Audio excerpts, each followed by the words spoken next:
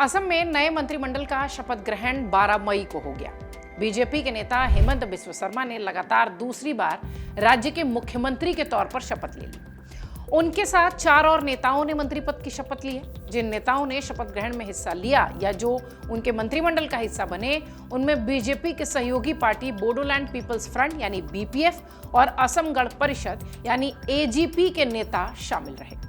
इसके अलावा हेमंत बिस्व शर्मा के कैबिनेट में एक 6 बार की महिला विधायक को भी मंत्री पद की शपथ दिलाई गई है। हेमंत बिस्व शर्मा के कैबिनेट में नए चेहरों की अगर बात करें तो सब एक से बढ़कर एक है। जिस तरीके से हेमंत बिस्व शर्मा ने सुर्खियां बटोरी, उसी तरह से उनके मंत्रिमंडल की भी खूब चर्चा हो रही है। अतुल बोरा उनके मंत्रिमंडल में एक ऐसे नेता, एक ऐसे विधायक जिन्होंने शपथ ली है।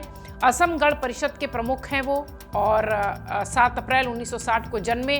गोलाघाट में उनका जन्म हुआ था, गुवाहाटी विश्वविद्यालय से उनकी पढ़ाई हुई। ये सारी चीज़ें उनके शैक्षणिक जीवन की तो थी ही, अपने छात्र जीवन से ही उन्होंने असम आंदोलन में सक्रियता से भाग लिया था। ऑल असम स्टूडेंट यूनियन यानी आसू के आयोजन सचिव महासचिव के बाद वो अध्यक्ष भी रहे। बोरा ने 1995 में असम गण परिषद के कार्यकर्ता के रूप में मुख्य धारा की राजनीति में प्रवेश किया था। पहली बार 1996 में गोलाघाट निर्वाचन क्षेत्र से वो विधायक रहे। 2001 तक इस पद पर रहे। वर्तमान में 2016 में से लगातार वो बोकाघाट निर्वाचन क्षेत्र का प्रतिनिधित्व कर रहे हैं। सर्बानंद सोनोवाल और हेमंत बिस्व शर्मा दोनों के मंत्रिमंडल में कैबिनेट के रूप में उनकी जगह रही है। दूसरा नाम जो कि उनके मंत्रिमंडल का हिस्सा है और वो शपथ भी ले चुके हैं, वो है रामेश्वर तेली। असम में बीजेपी के प्रमुख नेता हैं। विशेष रूप से अगर देखिए तो असम के चाय बागान समुदाय के कद्दावर नेता वो माने जाते हैं। 1970 में इनका जन्म दुलियाजान में हुआ था। उनके पिता का नाम बुधू तेली था और माता दुलका तेली। पिता एक ड्राइवर रहे हैं। इनका बचपन भी संघर्षों वाला रहा है। किशोरावस्था में अपनी जीविकोपार्जन के लिए वो कहा जाता है कि फल और ब्रेड बेचा करते थे।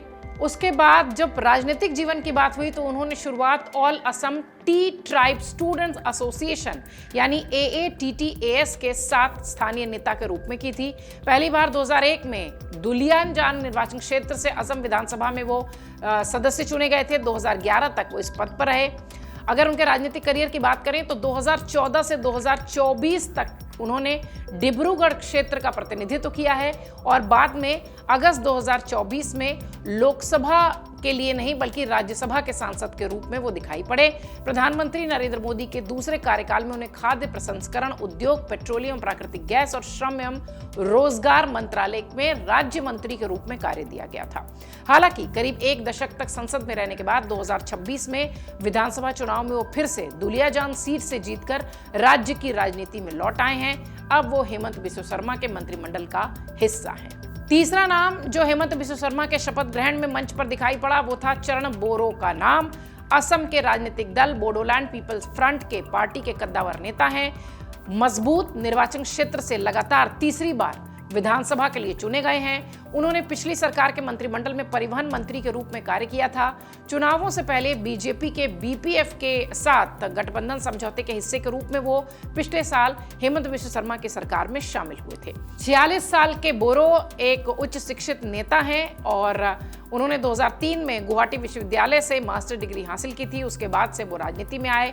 राजनीति को ही उन्होंने अपना पूरा व्यवसाय, पेशा, ये सब करते करते उसको करते रहे।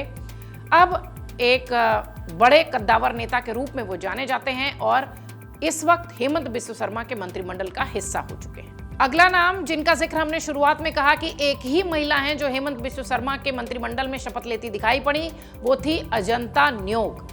अजंता न्योग असम भाजपा का प्रमुख महिला चेहरा है। राज्य की सबसे लंबे समय तक विधायक रहने वाली वो महिला असम की पहली महिला वित्त मंत्री होने का गौरव भी रखती हैं। 1964 में गुवाहाटी में इनका जन्म हुआ था शशधर दास और इनकी मां रेवती दास के घर। जालूकाबाड़ी सीट से हेमंत चुनाव जीत रहे हैं। कभी उसी सीट से अजंता की मां रेवती विधायक रही थी। अगर आप देखिए तो चुनावी हलफनामे के अनुसार उनकी जो प्रॉपर्टी है वो लगभग 3.5 करोड़ रुपए की है और सबसे लंबे समय तक विधायक रहने का उनके पास रिकॉर्ड भी है और वो महिला मंत्री के रूप में भी हेमंत बिस्व शर्मा के मंत्रिमंडल में जगह बनाती दिख रही हैं। तो हेमंत बिस्व शर्मा के मंत्रिमंडल का शपथ ग्रहण भी हुआ, प्रधानमंत्री पहुंचे थे। एक तरीके से कह लीजिए कि सारे प्रदेश के मुख्यमंत्री और देश के प्रधानमंत्री एक मैसेज देने की कोशिश, एक शक्ति प्रदर्शन की कोशिश हेमंत बिस्व शर्मा के इस दूसरे कार्यकाल के शपथ ग्रहण में दिखाई पड़ी। ये 4 मंत्री शपथ लेते हुए नजर आए। विभागों का बंटवारा होगा, निश्चित तौर पर कामकाज शुरू होगा। हालांकि हेमंत बिस्व शर्मा के लिए बहुत ज्यादा दिक्कत जैसी चीज नहीं होगी क्योंकि पहला टर्म भी उन्हीं का था और ये दूसरा टर्म है उनका। लगातार वो रिकॉर्ड बनाते, रिकॉर्ड मतों से जीतते हुए दिखाई पड़े हैं।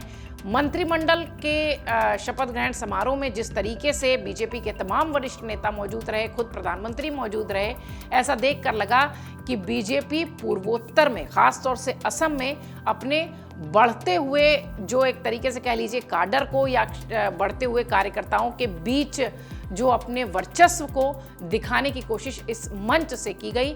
हेमंत बिस्व शर्मा भी इस मंच पर नजर आए, काफी खुश दिखाई पड़े। प्रधानमंत्री से उनकी मुलाकात भी हुई, तस्वीरें आप लगातार देख रहे हैं। असम में एक बार फिर हेमंत बिस्व शर्मा मुख्यमंत्री पद की शपथ ले चुके हैं और उनके साथ ये 4 मंत्री भी शपथ लेते दिखाई पड़े। अगर आप ये वीडियो YouTube पर देख रहे हैं तो हमारे चैनल को सब्सक्राइब कर बेल आइकन दबाएं और Facebook पर देख रहे हैं तो हमारे पेज को लाइक करें।